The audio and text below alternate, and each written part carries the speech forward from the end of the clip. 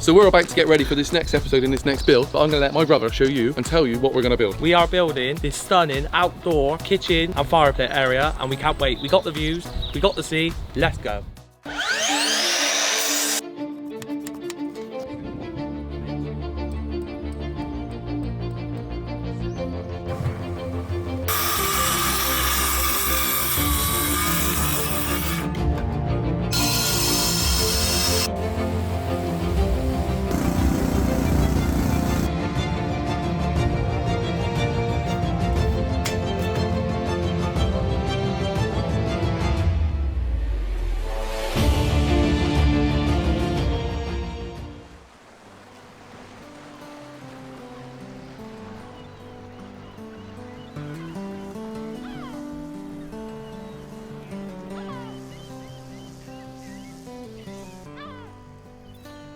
So here is going to be a very quick sneak peek. You're not going to see this again. This is just a quick sneak peek today so you can actually see what we're envisioning for this whole design. The kitchen area, outdoor area, just to give you a sense at the moment to relate. That's our first timber post there on the right hand side. This is the centre post that we're going on now, which Chief is just currently clearing the hole out. And then that's the left one there. So you can see how big and how wonderful the structure this is going to be. But like I said, it's the last time you're going to see this because we want to surprise you and show you the whole way through how good this is going to really look.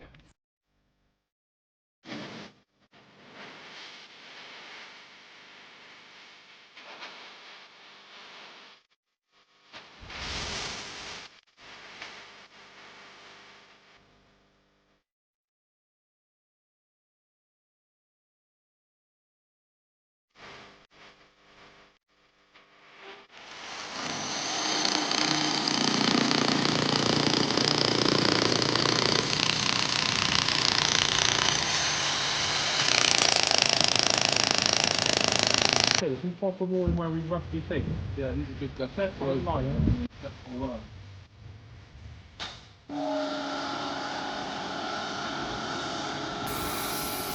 So you can see with these posts here, we've got 150mm by 150mm. These things are absolutely massive, solid, just what we're going to be looking for strength-wise. But as is being timber, we do not want these boys to fail when they're in the ground. So we've blackjacked these, but just to give you a quick explanation, these are 600 deep in the ground and blackjacked about 610mm up. So we know from that 610mm down, they're fully protected against the rotting, which is basically just, we're trying to prevent any moisture sitting, wrapping around the base of these posts, which then we know we don't have a problem down the line with post rotting or this structure failing altogether, in all honesty. These posts are tantalite treated, but it doesn't matter if we then blackjack over the top of them. We've sort of gone like belt and braces and just gone on top double as much as we can. We've just been setting out, and what we do in this type of scenario is to make sure everything's running square. We got our first post here in the corner here, second post down there on that corner, and then we're going to get these two set temporary, which is why we use these battens. These help us just hold it in place so we know roughly where we're going to be. And then we'll take the middle point, which at the moment we've got 7.5, so we just divide that by 2, take the middle point, and that's where our next hole's going to go. And then we'll go to a back corner, or pick any corner if you're doing this, and then get that hole in, and then that's how you need to work out where your square is, so you can work out where your set square is. But we'll explain this as we do this in a bit more detail. We're ready now. Ethan set out a can go. Going to be one of those less talking. I'm going to stop talking and we're going to crack on and dig this hole out. Let's get this done.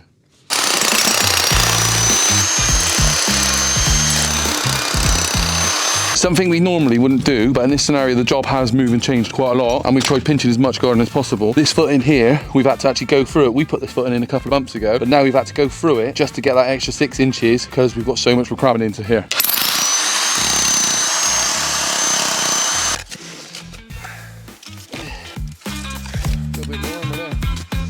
That's the last one, Yeah. This is the Instagram versus reality part of our job. Everything around it looks amazing, and then you get stuff like this, and it's not very nice. So the next stage is to put them in, prop them up as we've done over there, and then I'll hold them while Jake concretes and levels them in. What's the fun bit? And if we keep up at this rate, judging by my clock, it's about an hour roll, eh? And another thing you might need is some old school British heart. British? We're not using post mix, we're not doing none of that. We're going to actually concrete these in, so really these 24 hours are minimum to set, minimum, before we start working on these posts and notching out. But the main thing in this pergola is going to be completely different. It is going to actually have a roof on it, and everyone goes, oh, I don't see the point of having a pergola, they don't have roofs and all this. Well, this one will have a roof, so they'll see the point of this one.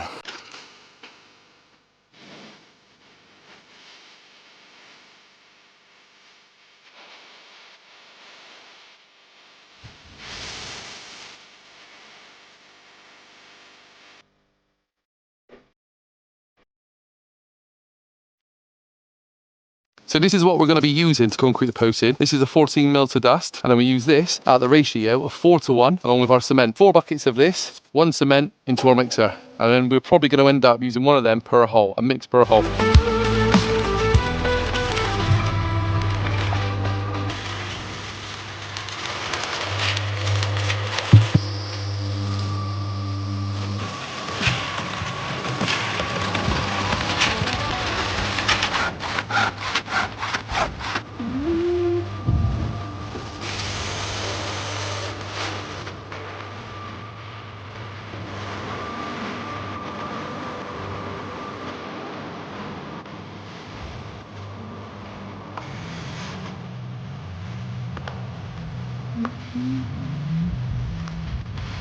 So what I'm doing on this bit here, just to help me out, because I know that this wall has been pinged in on a straight line, just making up some little jigs. So I know that we are 2 inches off the wall both ways before we set our lines up. We won't always get this opportunity because we won't always have a wall in front of you. What I will do for me is I will show you now. There's one. Rather than me trying to measure every time, I can plumb that from that point there, and that's like a pivot point. See there, I'm not quite wide enough, so I'll know when I make this one up, I'll pull it apart. Just a useful little tip that I like to do, just for things like this. Help me out.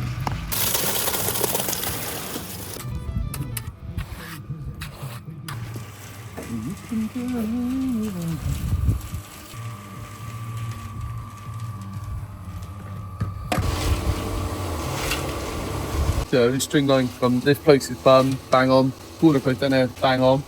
Now this string line allows us to get that post in the middle, exactly on this line. So they all line up dead straight. Plumb Bob's your uncle. So that's this stage complete, concreting the posts in and setting them all out and making sure everything is bang on and square. So all that is now set, concrete, ready for us to work on tomorrow, and then we will show you the next stage.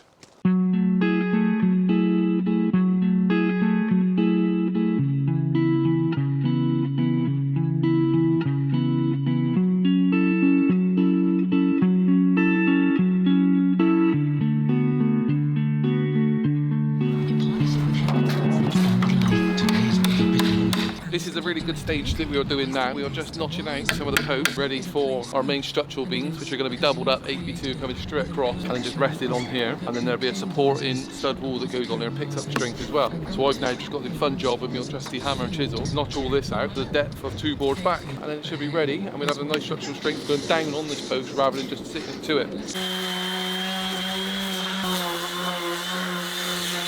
So we are now at a point where every post is notched out. That one's a bit different in the middle there, mainly because we're going to be sitting the timber on across the top. The brace beams are going on the top through the stud wall, and then all the rest have just been notched out, ready to roll. We're waiting on the delivery, which hasn't turned up yet, and then Ethan is just going ahead, putting 1, 2, 3. These are going to be painted. They're probably going to need 3, 4 coats of this. And apart from that, then once this is done, we are then waiting on timber, so we'll be on to the next stage, actually getting a roof on and walls across the back. While we're talking about the painting, I'll show you a little tip.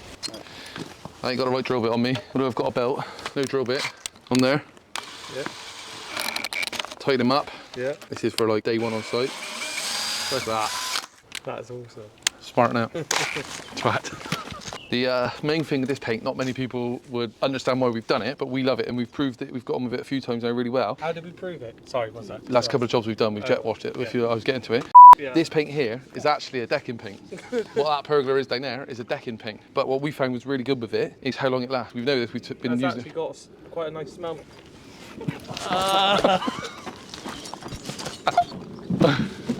Oh, you done me. You set it up. That's the fastest I've ever seen you run. Because I thought you were going to belt me. Belt me! He don't rest until he's got his own payback. So when posts go in like this, that is all the hard work done. It's probably taken us, in all honesty, for 6 holes, 6 posts, all the concrete in, all the protection, 2 days, 2 men. But then when it comes to actually putting the structure on top, running all of these beams over, getting all that animal ply on, that will probably only take us another day, 2 days. So within a week, you could sort of yourself, this is a big structure. This is 7.5 by 5. I knew he was going to try something. That is freezing down my ass as well. 7 by 7, 5 by 5. That's it, Abby. It's started. When he finishes singing, we have done 6 posts, all concreted in, less than 2 days, sanded, finished, and we've not been going for that. And then you'll see the next stage, I reckon 2 days, we'll have this roof on, beamed up, plied up. The minute the delivery's here, it'll all fly on. It's quite jam-jelly-jastic, isn't it, really? In building terms? Spot on. That's right then.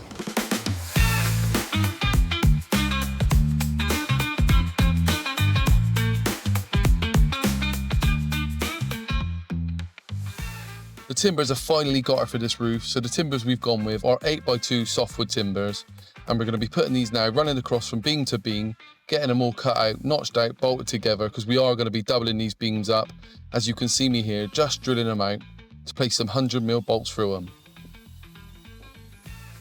Once this process is done of bolt drilling them out and fixing them, we can then finally start to put them up and see some shape to the structure coming together.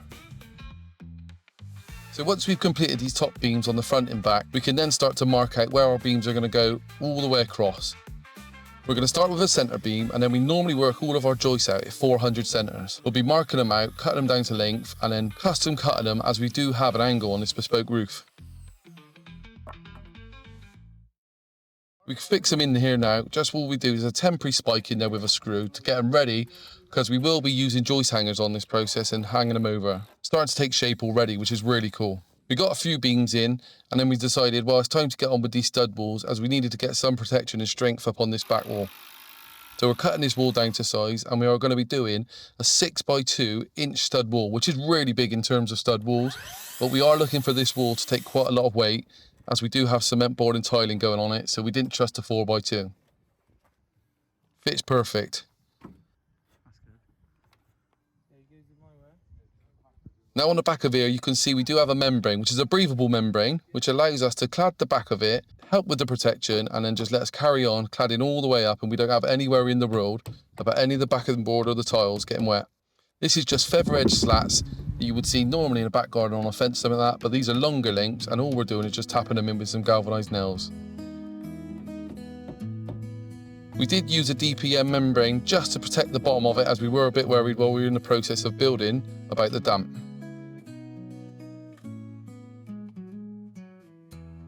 So we're just setting up my trusty hole saw set, which I've got to remember how to do first of all, because the next job is, before we can get all of this cement boarded, we've got to set up ready for the electricians. We've got all of our cables down here. There's quite a lot to come through, so we're going to pop 2 holes in here, 44mm hole saw, pop 2 of them in there, and the back timbers on that side, and put all these cables ready through, ready for the electricians to do all of their part along here.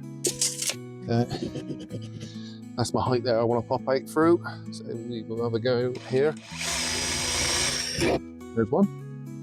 Not too rough. A bit onto something. And that's how you lose your hole saw bit. I am just cutting the bands of tape the electrician have left on all this cable, because there's 4 or 5 cables I've got to get through here, and I don't have a clue what one's what. So for me, it's a case of just getting back through and let the electrician deal with it, because I'm in a bit of a mess here and a bit of a muddle. I'm going to try and work out and tidy all this up.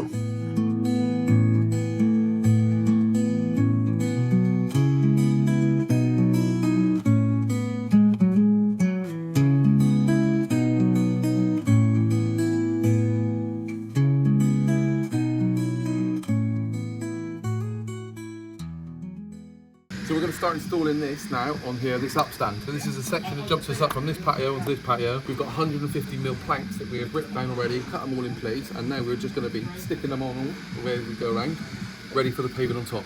But in this section alone, what makes this really tricky, we have to be absolutely bang on and precise, because if we're slightly out at all with our 10mm riser on top of the block, these slabs on top are not going to work, and we're going to end up with a horrible wedge. Complete opposite of what we're after. We are after a clean cut, crisp finish.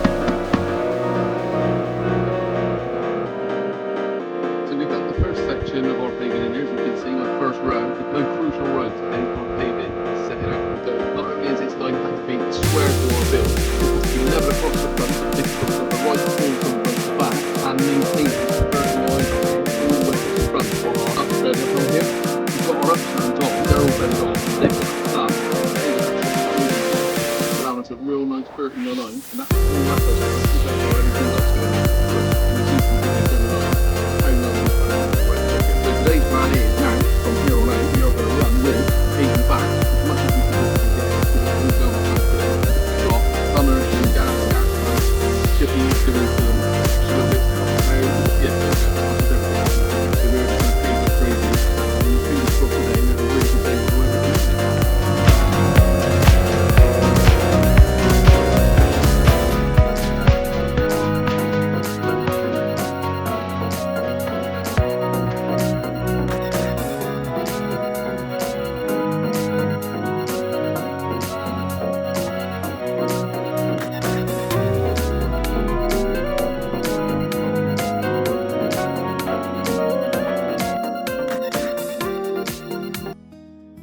So that's the patio done, and we are now back onto this timber roof. We really do need to crack on with this roof, as we've got the roofer booked in this weekend. We're setting out the timbers as we did before, every 400, making sure they're all absolutely bang on and cutting perfect.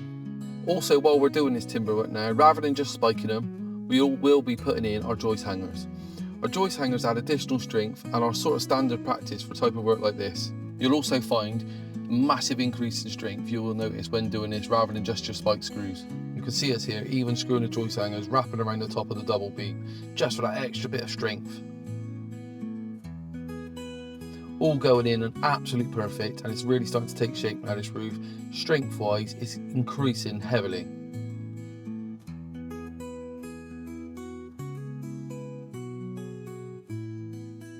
Look at this, what a stunning build already, and this is only half of the roof on.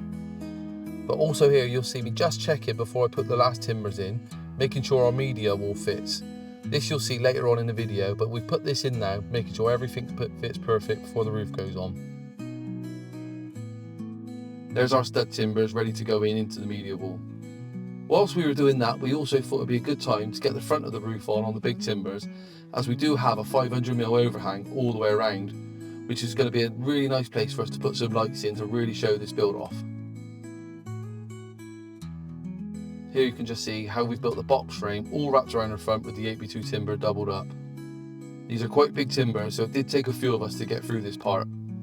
It was also a very windy day and the structure is quite heavy, so it's just been a case of get this up, crack on and try and get as much strength as we possibly can.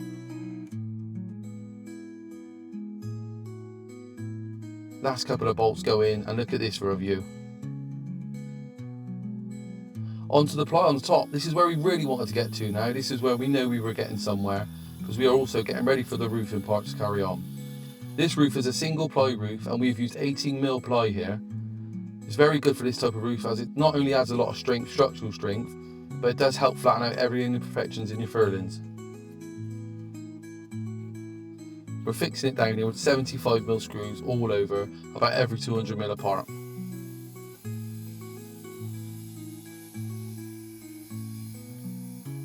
Last couple of sheets getting ready to go up, as we do have a few tricky cuts along the back, where we've got this big long bespoke angle on the back of the build.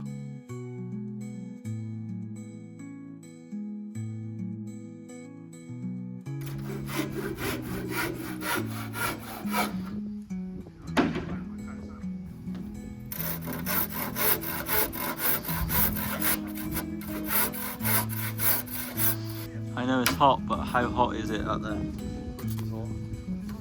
Bordering on roasting.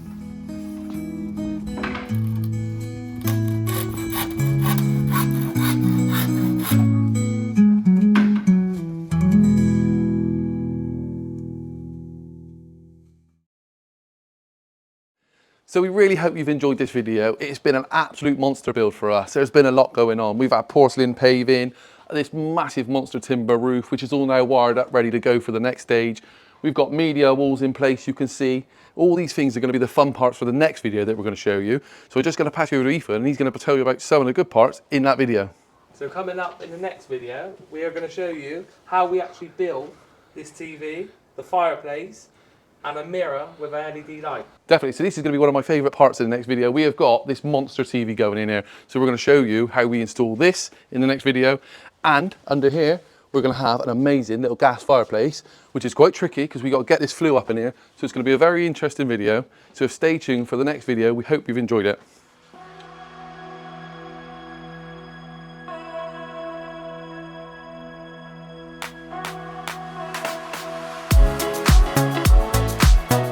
Yeah, there'll be an entry point to that gas, and we'll just hook it in from one of this one here is for that. That's HDMI, that's power.